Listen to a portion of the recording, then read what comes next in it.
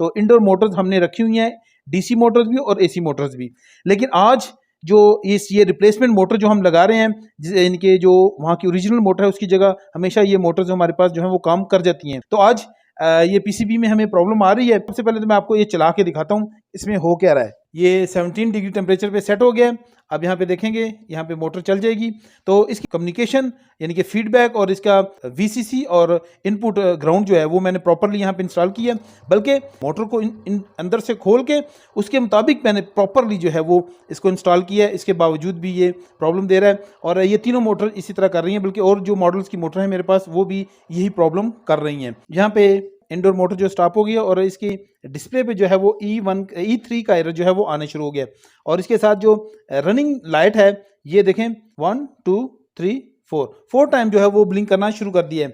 तो अब इसके लिए हम क्या करेंगे, कस्टमर से रिक्वेस्ट करेंगे कि वो हमें ओरिजिनल मोटर भेजे ताकि हम इसके दरमियान कंपैरिजन जो है चेक कर सकें कि क्या वजह है कि ये मोटर्स काम नहीं कर रही हैं बल्कि वो काम करेगी। अब देखें यहाँ पे हमारे पास जो ओरिजिनल मोटर है ये हमारे राइट साइड पे ये आ चुकी है और ये इसकी ओरिजिनल मोटर है इस पीसीबी की। और ये हमारे पास जो रिप्लेसमेंट मोटर हम अक्सर यूज़ करते हैं वो पड़ी हुई है।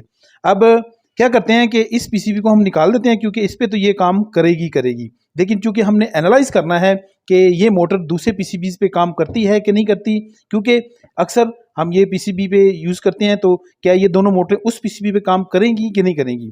तो इस पीसीबी को हम हटा देंगे यहाँ से। ये इसका कैपेसिटर है इस मोटर का, लेकिन यहाँ पे सबसे पहला फ़र्क है इस मोटर के साइज़ का फ़र्क है।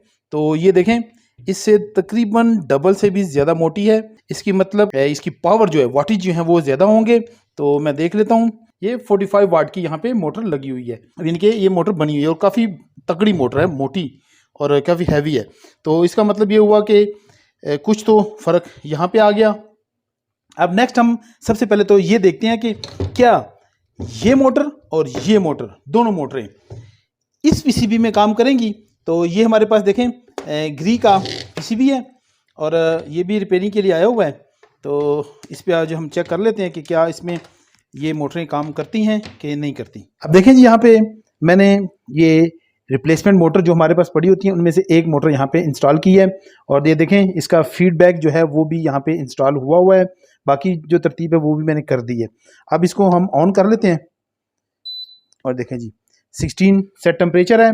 तो अभी ये इसकी जो फ़ैन मोटर है वो चल जाएगी। तो देखते हैं कि ये हमें कौन सा एरर देती है, कम्युनिकेशन का एरर देती है क्योंकि आउटडोर यूनिट इसके साथ इंस्टॉल नहीं है, या कि फिर मोटर की फीडबैक का ये एरर हमें मिलता है।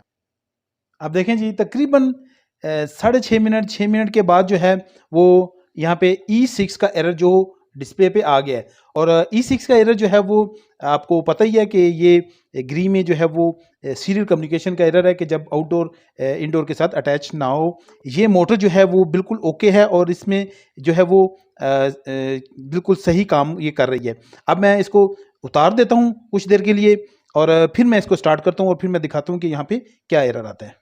अब यहाँ पे देखें जी, जो मोटर फीडबैक की वायर है उसको मैंने उसके कनेक्टर से उतार दिया है और मोटर के स्टार्ट होने का वेट करते हैं।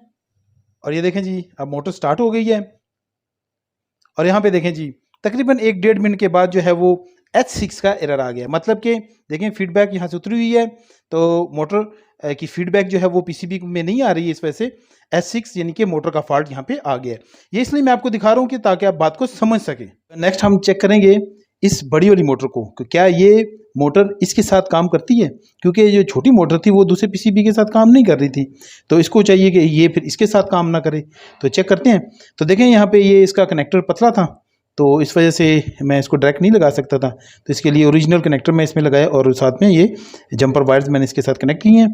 तो इसके अलावा मैंने एक और मॉडिफिकेशन की है। देखें ये जो वो है कैपेसिटर है, इसको मैंने निकाला है इस पीसीबी में से और इसकी जगह मैंने दूसरा जो कैपेसिटर है वो यूज़ करना है।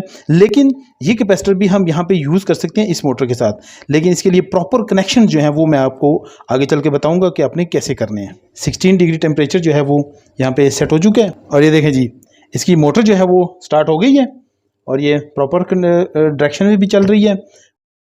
वही हुआ जिस चीज़ का मुझे डर था तो E6 का एरर आ गया। मतलब ये कि कम्युनिकेशन का एरर, और कम्युनिकेशन का मतलब ये हुआ कि ये मोटर जो है वो इसके पीसीबी के साथ कंपैटिबल है, काम कर रही है, इसमें कोई भी इशू नहीं है। अब यहाँ पे सवाल ये पैदा होता है कि ये जो हमारे पास मोटरें हैं तो ये क्यों कंपैटिबल नहीं है दूसरे पीसीबी के साथ, जो कि हमने पहले देखा। तो चलें इसको फाइंड आउट करते हैं कि ये क्या वजह है। अब इस चीज़ को मज़ीद समझने के लिए मैंने क्या किया जी कि इन मोटर्स के बैक को खोल दिया और इनकी फीडबैक जो सर्किट है उसको हम निकाल के चेक करेंगे। तो देखें ये वाला सर्किट और ये वाला इसके पीछे जो लगा हुआ है मैं आपको दिखा देता हूँ। देखें उसके बैक से खोल लेते हैं तो देखें तकरीबन ये सेम टू सेम है, इसमें ऐसा कोई भी जो है वो डिफरेंस नहीं है, सिर्फ और सिर्फ एसएमडी और डिप का डिफरेंस है और इसके अलावा कोई भी डिफरेंस नहीं है।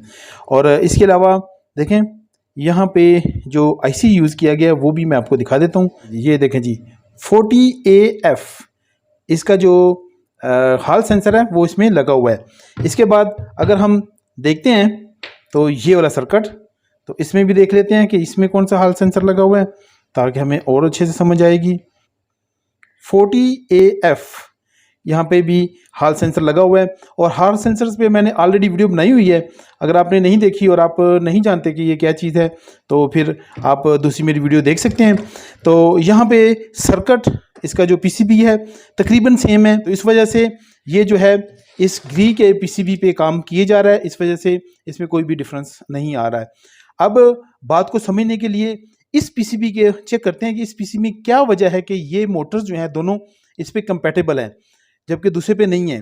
तो पहले तो इसको हम समझेंगे इस पीसीबी को। नेक्स्ट जो है हम समझेंगे कि यहाँ पे कितने वोल्टेजेस आ रहे होते हैं जो कि पीसीबी से और इनपुट आ रहा होता है, और इसके बाद फीडबैक जो है वो हमें कितने वोल्टेजेस जो है वो पीसीबी की तरफ भेज रहा होता है, जिससे हमें पता चलेगा कि ये वाली मोटर और इसके अलावा दूसरी मोटर्स में क्या फ़र्क है। तो देखें यहाँ पे इनपुट पे जो है वो 5 वोल्ट आ रहे हैं, 4.98 वोल्ट। जब तक ये मोटर स्टार्ट होती है तो मैं इसको चेंज कर देता हूँ फीडबैक पे और देखते हैं कि फीडबैक हमें क्या देता है। तो फीडबैक पे ले जाते हैं और देखें जी यहाँ पर भी जब मोटर ये बंद है तो ये हमें 4.6 वोल्ट ही दिखा रहा है। अगर मैं इसको थोड़ा सा घुमा दूंगा तो ये वोल्ट ख़त्म भी हो सकते हैं, लेकिन नहीं जी, हाँ ये ख़त्म हो गए। देखें यहाँ पे ये ख़त्म हो गए और एक पॉइंट पे जाके ख़त्म हो जाएंगे और फिर एक पॉइंट पे जाके ये शायद सही हो जाएंगे। देखें यहाँ पे ये अभी ख़त्म हो गए हैं क्योंकि जो हॉल सेंसर है वो इस वक्त बंद हो गया।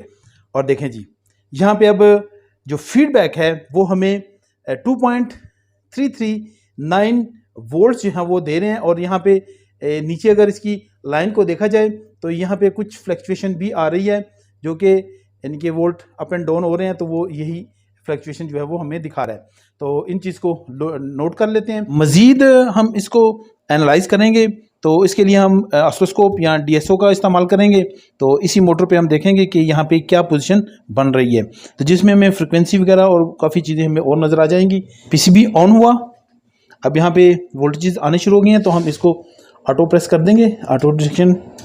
तो देखें जी अभी यहाँ पे जो है वो वोल्टेजेस आने शुरू हो गए हैं। तो देखें मैंने इस वक्त ग्राउंड और वीसीसी पे लगाया हुआ है इनपुट पे, तो आप देख सकते हैं यहाँ पे 4.8 वोल्ट आ रहे हैं और एम्पलीट्यूड जो है वो हमें कुछ ये दिखा रहा है 1 चेंज हो रहा है।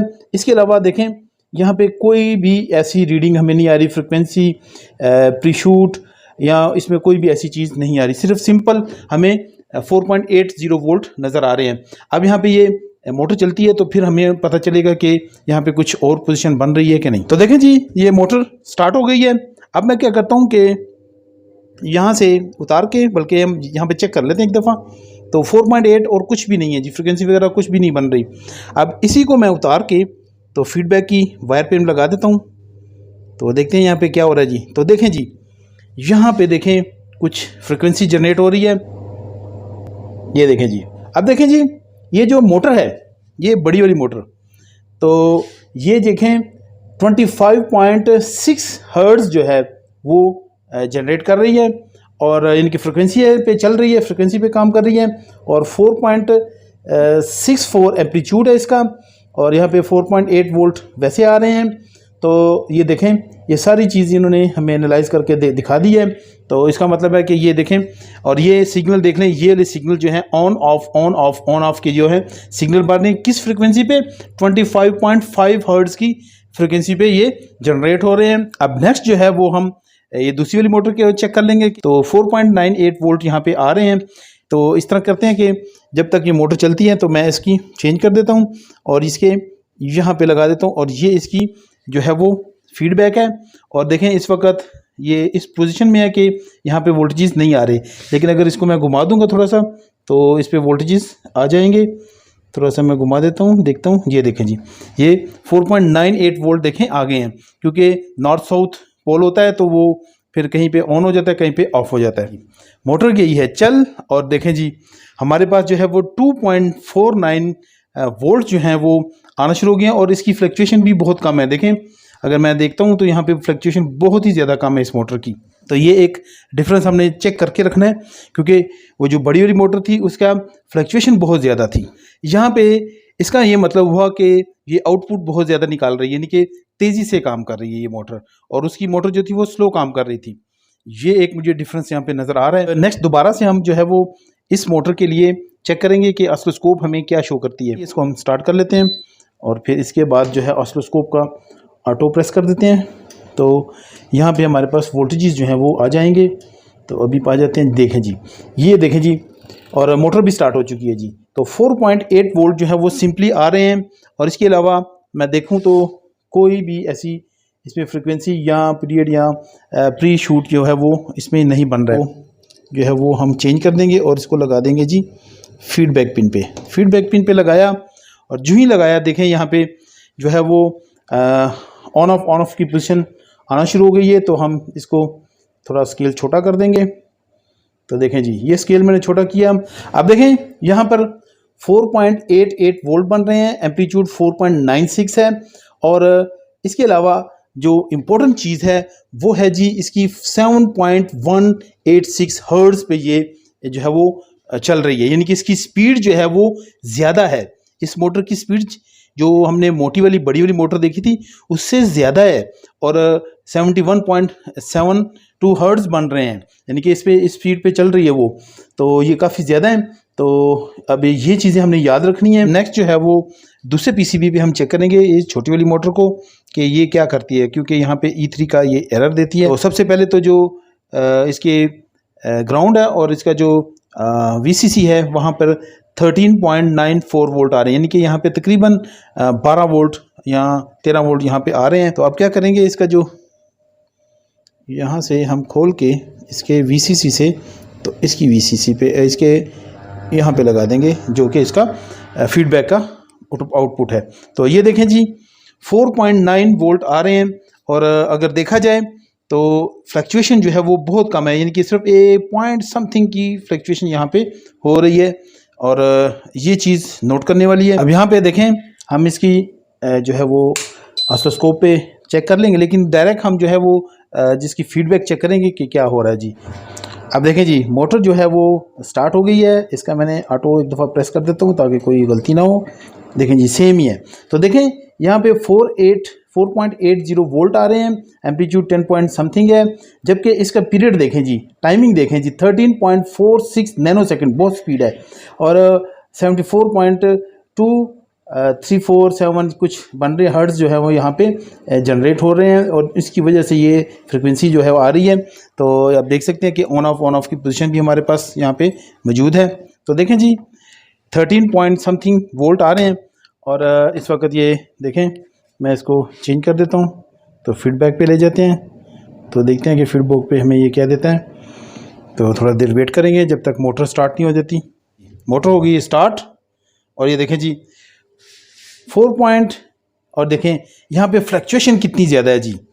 आप देख सकते हैं कि देखें 5.4 पॉइंट और काफ़ी ज़्यादा, यानी कि हाफ वोल्ट से ज़्यादा की जो है यहाँ पे फ्लक्चुएशन हो रही है, और मुख्तलिफ जो है वो वोल्टेज बन रहे हैं। तो ये एक बहुत ही डिफरेंट चीज़ है। अब नेक्स्ट ये हम दोबारा ऑसिलोस्कोप पे जो है वो चेक करेंगे इसको, बड़ी मोटर को। तो देखते हैं यहाँ पे क्या हो रहा है। तो डायरेक्ट जो है वो हम इसकी फीडबैक के वोल्टेज चेक करते हैं, और देखें जी मोटर स्टार्ट हो गई है, और यहाँ पे फ्रिक्वेंसी वगैरह बनना शुरू हो गई है। और देखें जी, मैं एक दफ़ा ऑटो प्रेस कर दूंगा दोबारा से ताकि सब कुछ क्लियर हो जाए अच्छे से। तो यहाँ पे देखें जी, सेम ही है, 4.8 वोल्ट यहाँ पे चैनल पे आ रहे हैं, जबकि एम्पलीट्यूड जो है वो 10 पॉइंट समथिंग और ऊपर नीचे जा रहा है। तो पीरियड देखें जी, टाइम जो है इसका 40.11 मिली सेकेंड्स है, जबकि हर्ट्ज जो बन रहे हैं यहाँ पे वो है जी 24.94, यानी कि इसकी स्पीड भी कम है। तो ये देखें ये चीज़ें, तो ये चीज़ें भी हमने नोट कर ली। अब हमने जी मोटर्स के जो टेक्निकल पॉइंट्स थे वो तो हमने देख लिए कि ये तीनों मोटर जो है वो क्या क्या वोल्टेज, क्या स्पीड है, कितने टाइमिंग में जो है वो स्पीड बन रही है। तो देखें ये पीसीबी जो है ग्री का, ये तीनों मोटर्स को एक्सेप्ट कर रहा है और कोई भी मोटर लगा दें तो ये काम करता रहता है और दूसरा को एरर देता है। इसकी क्या वजह है? तो अगर आपने मेरी वीडियो देखी हो हॉल सेंसर की, तो उसमें ये जो सेंसर लगे हुए हैं मैंने बताया हुआ है कि ये बायोपोलर सेंसर्स हैं। बायोपोलर सेंसर जो होते हैं वो एनालॉग सिग्नल जनरेट करते हैं। तो अब यहाँ पे ये पीसीबी जो है इसमें ये कैपेसिटी मौजूद है कि ये एनालॉग सिग्नल को एक्सेप्ट करता है और चाहे वो किसी भी स्पीड पे मोटर काम कर रही हो, किसी भी फ्रिक्वेंसी में हो, किसी भी तरह की मोटर हो, वो उसको एक्सेप्ट कर लेगी। सिर्फ और सिर्फ उसके वोल्टेजेस जो है वो इसके मुताबिक होने चाहिए। अब यहाँ पे चूंकि 5 वोल्ट आ रहे थे आउटपुट इनपुट पे और आउटपुट पे 2.5 और समथिंग निकल रहे हैं, तो ये इसको एक्सेप्टेबल है। देखिए मैंने जब इसकी ये तमाम पॉइंट्स मैंने इसको ट्रेस किया, तो देखिए यहाँ पे जो इसका फीडबैक है वहाँ पे एक कैपेसिटर के साथ फिर जो है वो आगे बढ़ जाता है ये सिस्टम, और लाइन जो है इसके दरमियान कुछ भी मौजूद नहीं है। फिर यहाँ पे ये एक सिफर की रेजिस्टेंस यहाँ पे मौजूद है जो कि प्रोटेक्शन के लिए लगाई गई। अगर किसी वजह से यहाँ पे कोई फ्लक्चुएशन होती है, प्रॉब्लम आती है, तो ये जल जाएगी। आगे माइक्रो कंट्रोलर सेफ रहेगा। इसके बाद जो है वो डायरेक्टली जो है माइक्रो कंट्रोलर में वोल्टेजेस चले जाते हैं। अब यहाँ पे चाहे मोटर जो है वो कोई भी किस्म की हो, चाहे मोटी हो, छोटी हो, बड़ी हो, अब उसके वोल्टेजेस जो हैं इसके पीसीबी के मुताबिक होने चाहिए, यानी कि वो 5 वोल्ट से ज़्यादा नहीं होने चाहिए। अगर 5 वोल्ट से ज़्यादा होंगे तो ये माइक्रो कंट्रोलर जल सकता है, ख़राब हो सकता है और ये एक्सेप्ट नहीं करेगा। अगर 2.5 और 3.5 और 4.5 की रेंज तक रहेंगे ये वोल्टेजेस, तो ये एक्सेप्ट करता रहेगा और जो है वो मोटर का एरर नहीं देगा। अब यहाँ पे नेक्स्ट हम देखते हैं कि इस ओरिएंट के पीसीबी पे जो है ये बड़ी वाली मोटर तो काम करती है, लेकिन ये छोटी मोटर्स जो है वो काम नहीं कर रही हैं, बल्कि और भी जो मेरे पास जो मोटर्स हैं वो भी काम नहीं करती हैं। अब इसकी क्या वजह है? तो देखें इसके 2 से 3 रीज़न है। एक तो इसकी स्पीड बहुत इंपॉर्टेंट है, क्योंकि ये लो स्पीड पे चल रहा है और इसकी फ्रिक्वेंसी कम निकल रही है, ये एक बहुत इंपॉर्टेंट पॉइंट है। और इसकी जो फ्रिक्वेंसी है बहुत ज़्यादा निकल रही है, हालांकि वोल्टेज ये सेम ही निकाल रहे हैं, सब कुछ तकरीबन सेम ही है, लेकिन इसकी टाइमिंग जो है ऑन ऑफ की, इसके जो हॉल सेंसर है वो तकरीबन 40 मिली सेकेंड के दरमियान जो है वो ऑन ऑफ हो रहा है, जबकि ये जो है वो हो रहे हैं जी 13 पॉइंट समथिंग मिली सेकेंड में ये ऑन ऑफ हो रहे हैं। तो एक बहुत बड़ा डिफरेंस यहाँ पे मौजूद है। फिर एक और जो डिफरेंस मौजूद है वो है जी 12 वोल्ट, क्योंकि यहाँ पर इस पर इसके ग्राउंड और वीसीसी पे 12 वोल्ट दिए गए हैं। अब डायरेक्ट जो 12 वोल्ट हैं वो माइक्रो कंट्रोलर में नहीं जा सकते हैं। अब अगर माइक्रो कंट्रोलर को 12 वोल्ट आ गए तो ये माइक्रो कंट्रोलर जो है वो जल जाएगा। अब इस चीज़ को कंट्रोल करने के लिए और मोटर में डिफरेंस रखने के लिए, कि शायद हो सकता है कंपनी ने ये भी सेट किया हुआ है कि कोई और बंदा जो है या कोई और मोटर जो है ना काम करे, सिर्फ इसी तरह की मोटर काम कर सके, तो ये भी एक बड़ा डिफरेंस हो सकता है। तो क्या किया उन्होंने कि यहाँ पर सिस्टम क्रिएट किया है, कुछ कैपेसिटर और रेजिस्टेंस लगा के फिर ये वोल्टेजेस जो हैं यही वोल्टेजेस आ जाते हैं इस ट्रांजिस्टर में। अब इस ट्रांजिस्टर को माइक्रो कंट्रोलर कंट्रोल करता है, इस तरह से कंट्रोल करता है कि वहाँ पे आने वाली जितनी भी एनालॉग सिग्नल्स हैं उनको दोबारा से सिग्नल्स में ही जनरेट करता है, लेकिन उन सिग्नल्स की फ्रिक्वेंसी को भी चेक करता है कि उनकी स्पीड क्या है, आने की स्पीड कितनी है। अगर तो ये स्पीड जो कि यहाँ पे मौजूद है इसके करीब 3 होगी तो माइक्रो कंट्रोलर आगे जो वोल्टेज बन रहे हैं 2.5 उनको एक्सेप्ट कर लेगा। लेकिन अगर उनकी स्पीड जो है वो तेज़ हो जाएगी या इससे भी ज़्यादा स्लो हो जाएगी तो हो सकता है कि फिर ये ना एक्सेप्ट करे। तेज़ को तो वो एक्सेप्ट नहीं करता, लेकिन थोड़ी बहुत ही जो अगर नज़दीक तरीन होगी वो शायद एक्सेप्ट कर ले, लेकिन बहुत ज़्यादा कम हो जाएगी तो फिर भी ये एक्सेप्ट नहीं करेगा। तो यही वजह है कि ये जो पीसीबी है इसको एक्सेप्ट नहीं कर पा रहा, क्योंकि माइक्रो कंट्रोलर जो है वो इस ट्रांजिस्टर के ज़रिए से वोल्टेजेस को जो है वो कंट्रोल करता है और ये वोल्टेज आगे 2.5 ही निकल रहे हैं इस ट्रांजिस्टर से। लेकिन इस फ्रिक्वेंसी के मुताबिक यहाँ से जो आने वाली फ्रिक्वेंसी है या स्पीड है उसके मुताबिक आगे वोल्टेजेस निकलेंगे, तभी जाके ये पीसीबी जो है वो इसको ओके मानेगा। अदरवाइज जैसे कि यहाँ पे ये मोटर्स दे रही हैं, बिल्कुल सेम वोल्टेजेस दे रही हैं, सब कुछ सेम है, लेकिन उनको एक्सेप्ट नहीं कर रहा क्योंकि वो ज़्यादा स्पीड के साथ ये वोल्टेजेस इस पीसीबी को भेज रही हैं, जो कि आगे माइक्रो कंट्रोलर जो है वो जब ट्रांजिस्टर को खोलता है तो वो उसको समझता है कि ये कुछ गलत चीज़ लगी हुई है या फिर मोटर ख़राब हो गई है, तो इस वजह से वो E3 का एरर देना शुरू कर देता है।